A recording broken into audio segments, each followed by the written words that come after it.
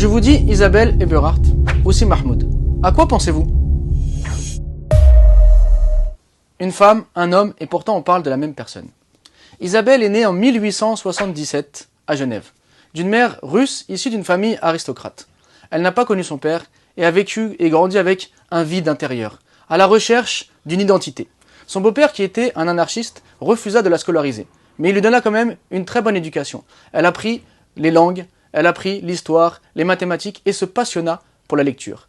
Dans son château ou sa prison dorée, elle vivait à travers les livres et elle s'évadait par la lecture puisque son beau-père ne la laissait pas sortir.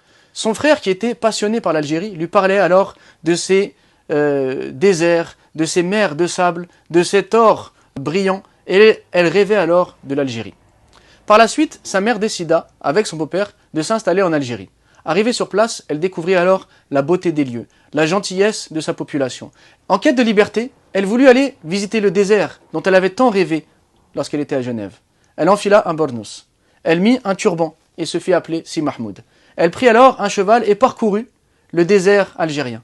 Elle parcourut des étendues de sable. Elle trouvait parfois des bédouins avec qui elle restait et elle discutait. C'est ainsi qu'elle rencontra un homme qui s'appelle Ben Ibrahim et qui était un savant de l'époque. À force de discuter avec elle, elle trouva les réponses à sa quête spirituelle de toujours et elle décida d'embrasser l'islam. De retour en ville, elle parla de l'islam à sa mère qui, conquis, embrassa également cette religion. Dans ses périples, elle rencontra également un homme, Slimane, avec qui elle se maria.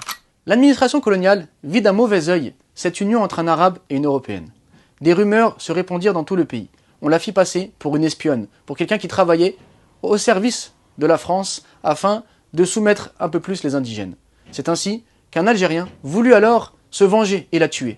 Après cette tentative d'assassinat qui échoua, le gouvernement français décida alors d'expulser Isabelle de l'Algérie afin de la protéger, mais également car elle avait commencé à écrire dans des journaux locaux afin de dénoncer la politique coloniale de la France, ce qui ne plaisait absolument pas au gouvernement.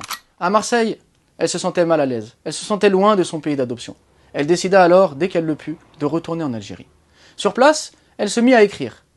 Elle écrivit ce qu'elle voyait dans le pays, comment vivaient les gens, leurs mœurs, la description des paysages. Et elle décida d'écrire un roman qu'elle intitula « Dans l'ombre chaude de l'islam ». Mais un jour, bouleversée par une inondation, elle dut, avec tous les habitants du quartier, fuir pour ne pas mourir sous les eaux. Mais elle se rappela que son roman, le manuscrit qu'elle était en train d'écrire, était encore dans sa maison. Elle fit demi-tour afin de sauver son manuscrit. Et cherchant son manuscrit dans sa maison, elle fut prise par les eaux et mourut noyée. C'était en 1904. Après sa mort, après l'inondation, après que le village ait été dévasté, l'armée française investit les lieux pour retrouver dans les décombres peut-être des cadavres, peut-être des affaires appartenant aux habitants. Et c'est là qu'ils découvrirent ce manuscrit et qu'il put être édité et qu'encore de nos jours, on peut donc lire ses mémoires, lire son roman et découvrir ce qu'elle a trouvé en Algérie, à savoir la foi, la spiritualité et le bonheur.